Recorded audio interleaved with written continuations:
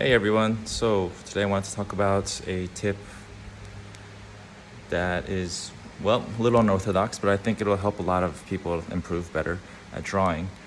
So, a lot of times we use sketchbooks that are kind of like this big, right? Like the normal size. This is what's called an A4 size sketchbook. Kind of like the size of just like a regular notebook. But what I suggest is quite a big tip, which is use an A3 size. Look at the size of this bad boy, you know? Yeah.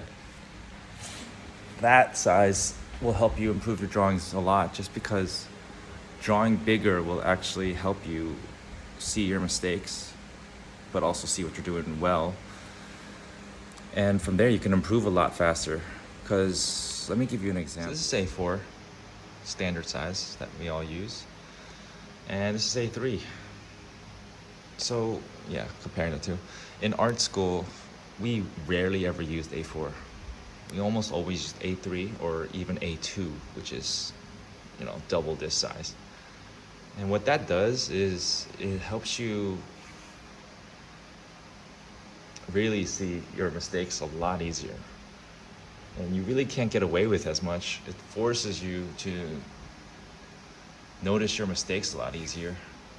Because let's say, you're drawing a head here.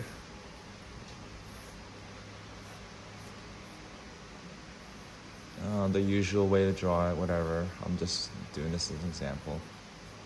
Let's do a little smile, whatever. Make it a little happier. Yeah, happy guy. So, this is how you draw the face, right? Which is fine.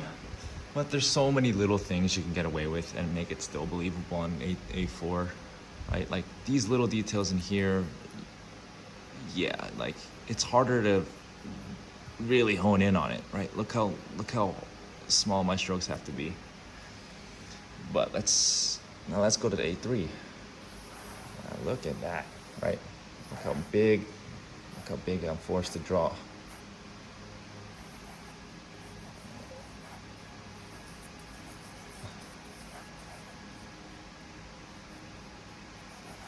And see, like, look proportion-wise. Doesn't that look a little off? Here, lighting's a little better here. Doesn't that look a little off? You see that distance between the mouth and the nose. It's so clear because I'm drawing on A3. And usually I like to make sure that this T is pretty much equal, so the nose should be a little closer to here. Whatever. And let's just do the mouth. And then just do the little jowl things. I have a specific way to draw faces that works for me, but maybe not for everybody, so I'll show that in another video one day.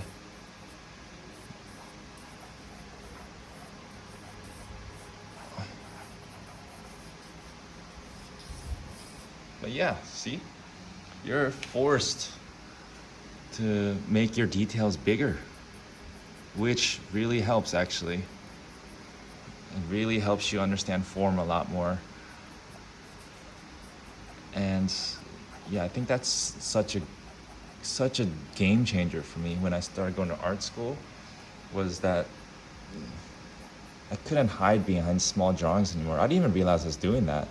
All my drawings were all so small. Like, even when I drew a face here, like, I didn't fill up the whole page because I don't know, maybe subconsciously I was kind of afraid.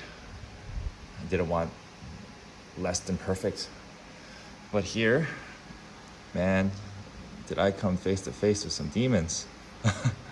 And I really want you to as well. You need to see your mistakes clearer than ever if you really want to get better, and that's gonna improve you drastically. So yeah, my tip to you is to use bigger paper. Force yourself to draw bigger. Fill the whole page with whatever reference you're using. Don't be scared. Don't do this. Don't do like a bunch of little ones. Like, do the big one. Get better at seeing things clearly, even like really honing in, right? Like, even when you look at references, start looking at the little grooves here that you're missing out on. Like how this part extends from the nose. I forget what that's called, but whatever. But yeah, there's so many little things on anatomy that you miss out on because you're not looking close enough. And this will kind of encourage that too. So, yep, draw bigger, look closer, and enjoy most of all. All right, bye.